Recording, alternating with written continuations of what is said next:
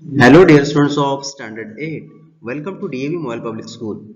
I am your social science teacher Nitin Pushpatode. Today I will take the revision of India Marches Ahead part first.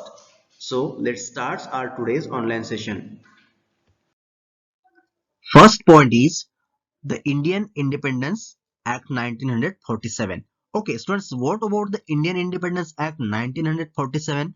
Listen, the 1947 Indian Independence Act is an act of the Parliament of the United Kingdom that partitions British India into the two new independent dominions of India and Pakistan.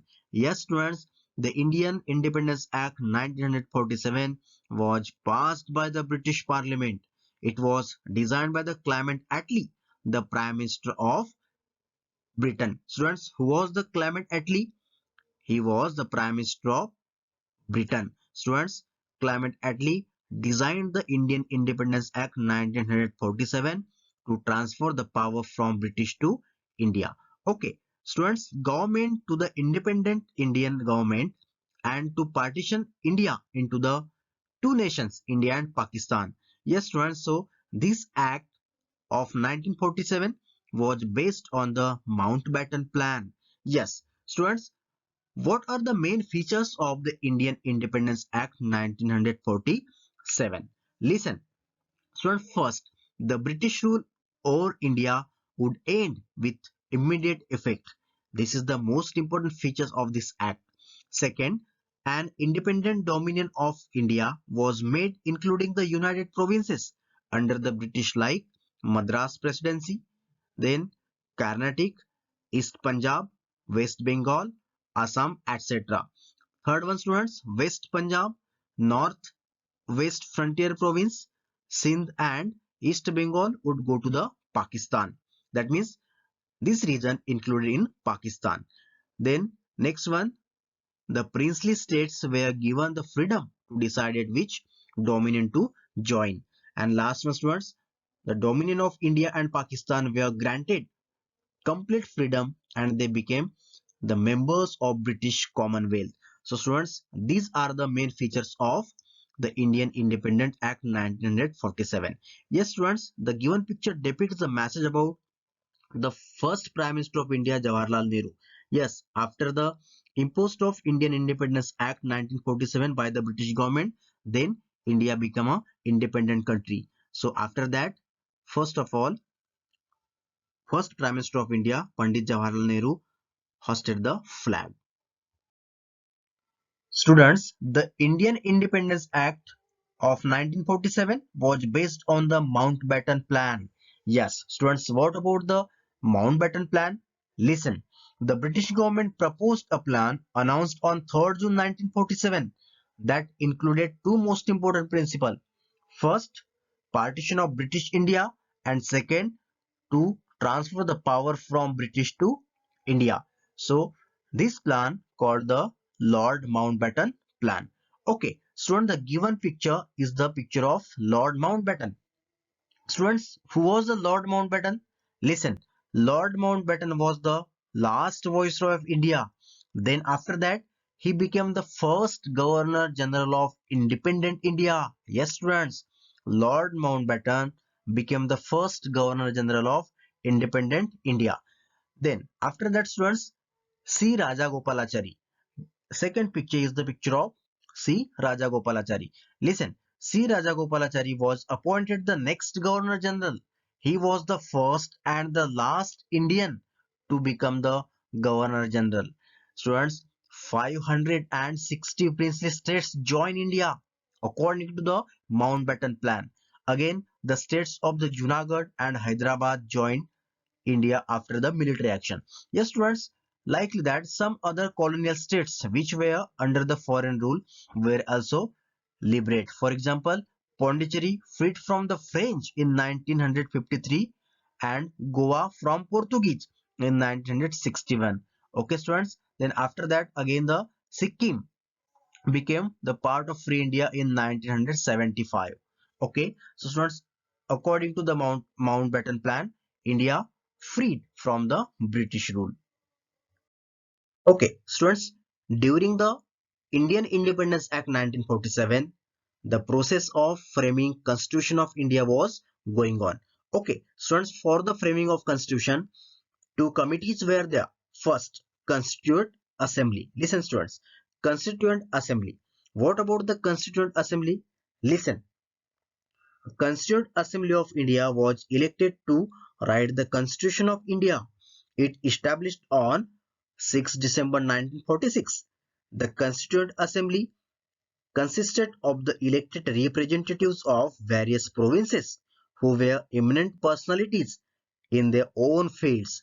Some of the members were Dr. Babasaheb Ambedkar, Dr. Rajendra Prasad, Sarojini Naidu, Pandit Jawaharlal Nehru, Vallabhbhai Patel, Dr. Sarvepalli Radhakrishnan, and so on. Okay, students, the given picture depicts the message about the members of Constituent Assembly. Yes, second, students, drafting committee. Listen, drafting committee is a group of people who sit together to draft or frame a constitution.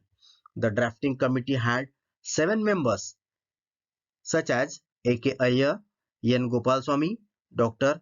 Babasaheb Ambedkar, K. M. Munshi, Muhammad Sadullah, B.L. Meter, and D.P. Khaitan. Yes, students, the second picture depicts the message about the members of drafting committee. Students, Dr. Babasaheb Ambedkar was the chairperson of drafting committee and Dr. Rajendra Prasad was the president of the Constituent Assembly. Okay, students, after that, in it held its first session, that means the first session of Constituent Assembly held in 1946. It reassembled on August 14, 1947 as the sovereign Constituent Assembly for the Dominion of India. Yes, students, in such a way that after the efforts of Constituent Assembly as well as the drafting committee, the Constitution was passed on November 26, 1949 and it adopted on January 26, 1950 when India became a republic country. So that's why we celebrate 26th January as a Republic Day of India. Okay, students, lastly we can say that a constitution is a body of fundamental rules according to which the government of country functions. It contains the powers and functions of the various organs of the government and their mutual relationship. It also defines the rights of the citizens and the relation between the government and its citizens. That means, students, again, lastly, we can say that about the constitution. What? Constitution gives a detailed description of fundamental principles on the basis of which the laws are made and the country works. Next point is India on the path of progress. Okay, students, what about the India on the path of progress? Listen, India adopted the path of planned development from the pattern that was followed by the earlier USSR, that means the Russian government. Yes, students, 5-year plans were made to ensure the systematic progress, systematic program in all sectors of India. The Planning Commission was, listen students, this is the most important point. The Planning Commission of India was set up in 1950. The first 5-year plan was presented for a period of 1951 to 56 by the Prime Minister of India, Jawaharlal Nehru, in the Parliament. Yes, students, he announced the period of first 5-year plan when from 1951 to 56. Okay, but students, in 2015, the Planning Commission of India was replaced by Niti Aayog. Yes, students, Modi government, it replaced under the name of Niti Aayog. Okay, students, the Indian economy has made great scenarios since 1947. India has undergone the great infrastructure and upgradation. But students, many people of India had predicted that India would not be able to work as a united democratic country. But such prediction proved to be wrong. Yes, and students, our economic progress can be witnessed in expansion and diversification of production, both in industry as well as agriculture. The government has built the infrastructure like power, information technology, communication, transport, etc., which are the basic requirements of the industry. Indian government has also followed a policy of encouraging indigenous industries and given them a lot for assistance. Students in the agriculture sector, mechanization, irrigation, fertilizers, and research research have improved the scenario. Okay, as a result, the agricultural production had shot up both qualitative and quantitatively. The progress and development can be witnessed in the Green Revolution and the White Revolution. Yes, students, under the Green Revolution and White Revolution, again the dairy products and the agricultural developments in our country. Okay, here are some important questions. We have to write the answer of these questions and read properly. Students, I will take the revision of remaining portion of this lesson in the next online session. So, till then, thank you very much and have a nice day.